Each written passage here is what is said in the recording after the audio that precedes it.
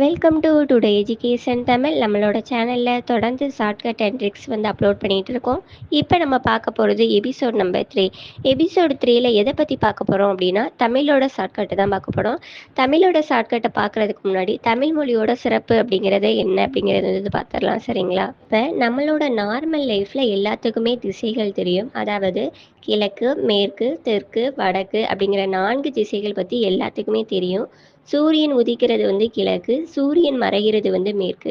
இதை வச்சு நமக்கு 4 திசைகள் கண்டிப்பாக தெரியும். இது எல்லாமே நார்மல் லைஃப்பில் தெரியும். பட் மேப்பில் தெரியுமா அப்படின்னு கேட்டோம்னா ஒரு சிலர் வந்து மனப்பாடம் பண்ணி வச்சுருப்பீங்க. எங்கே வடக்கு இருக்குது, எங்கே கிழக்கு இருக்குது, எங்கே மேற்கு இருக்குது, எங்கே தெற்கு இருக்குது அப்படிங்கிற மாதிரி. இப்போ இதை எப்படி ஷார்ட்கட்டாக பார்க்கலாம் அப்படின்னு பார்த்தோம்னா, இப்போ அப்படியே மேப்பில் டைரெக்ஷன் எடுத்து வச்சுக்கோங்க. இப்போ உங்களுக்கு டிஸ்பிளேயில் தெரியுது பார்த்தீங்களா, அந்த டைரெக்ஷனை படித்து வச்சுக்கோங்க. இப்போ இதில் மேலே வடக்கு இருக்குது, கீழே தெற்கு இருக்குது, சைடில் கிழக்கு மேற்கு இருக்குது. இதை எப்படி ஞாபகம் வச்சுக்கலாம் அப்படின்னு பார்த்தோம்னா, எல்லா திசையோட ஃபஸ்ட்டு லெட்டரையும் எடுத்துக்கோங்க. அதாவது எல்லா திசையோட ஃபஸ்ட்டு எழுத்தை எடுத்தோம்னா இந்த ஃபஸ்ட்டு லெட்டரை நம்ம கை வச்சு எழுதுகிறோம் பார்த்தீங்களா, அதை எழுதும்போது எங்கே முடியுதோ, அதாவது எந்த திசையை பார்த்து முடியுதோ, அதாவது மேல் பக்கமாக முடியுதா இல்லை கீழ் பக்கமாக முடியுதா அந்த மாதிரி இருக்குல்ல. இப்போ வடக்கு அப்படிங்கிறத எடுத்துப்போம்.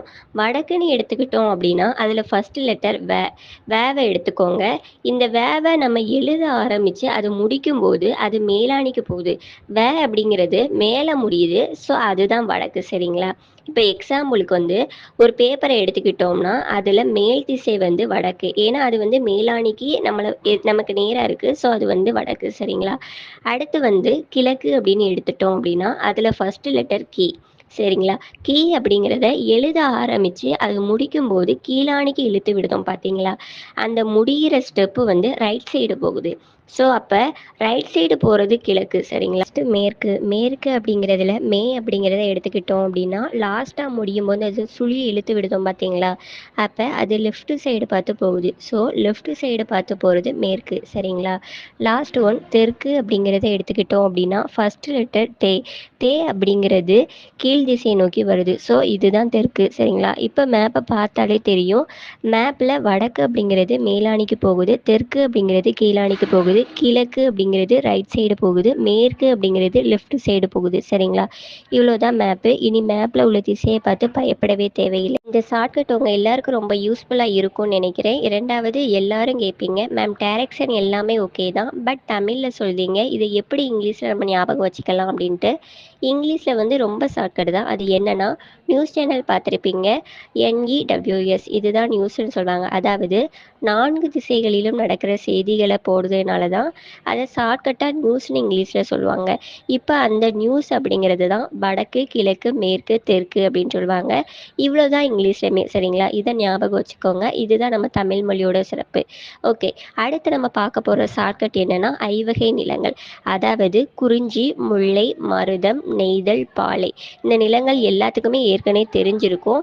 இப்போ இதோட ஆசிரியர்கள் பெயரை தான் ஒரு ஷார்ட்கட்டாக பார்க்க போகிறோம். சரிங்களா?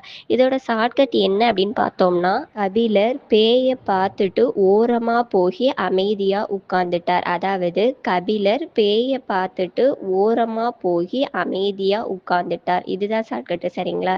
அதாவது கபிலர் என்பவர் வந்து குறிஞ்சியின் ஆசிரியர்.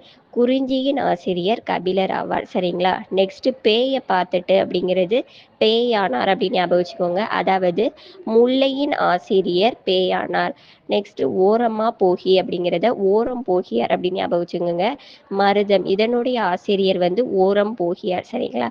நெக்ஸ்ட் அமைதியா அப்படிங்கிறத அம்முவனார் அப்படின்னு சொல்லி நெய்தல், இதனுடைய ஆசிரியர் பெயர் வந்து அம்முவனார். சரிங்களா? நெக்ஸ்ட் வந்து உட்கார்ந்துட்டார் அப்படின்னு சொல்லி லாஸ்ட்டாக கொடுத்துருக்காங்க. அதை வந்து ஓதல் ஆந்தையார் அப்படின்னு சொல்லி ஞாபகம் வச்சுக்கோங்க. இது வந்து பாலை. பாலை, இதனுடைய ஆசிரியர் பேர் வந்து ஓதல் ஆந்தையார். இந்த ஷார்ட்கட்டை வந்து ஞாபகம் வச்சுட்டீங்க அப்படின்னா இதுக்கு எல்லாத்துக்குமே கரெக்டாக ஆன்சர் பண்ணிடலாம். ஓகே, இது போல் ஷார்ட்கட் அண்ட் ட்ரிக்ஸ் உங்களுக்கு வேணும் அப்படின்னா மறக்காமல் நம்மளோட சேனலை சப்ஸ்கிரைப் பண்ணி வச்சுக்கோங்க. தென் உங்கள் ஃப்ரெண்ட்ஸ் ஆர் ஃபேமிலியில் யாராவது கவர்மெண்ட் எக்ஸாமுக்கு ட்ரை பண்ணிட்டு இருக்காங்க அப்படின்னா இந்த வீடியோவை அவங்களுக்கு ஷேர் பண்ணுங்கள். கண்டிப்பாக யூஸ்ஃபுல்லாக இருக்கும். Okay, thank you.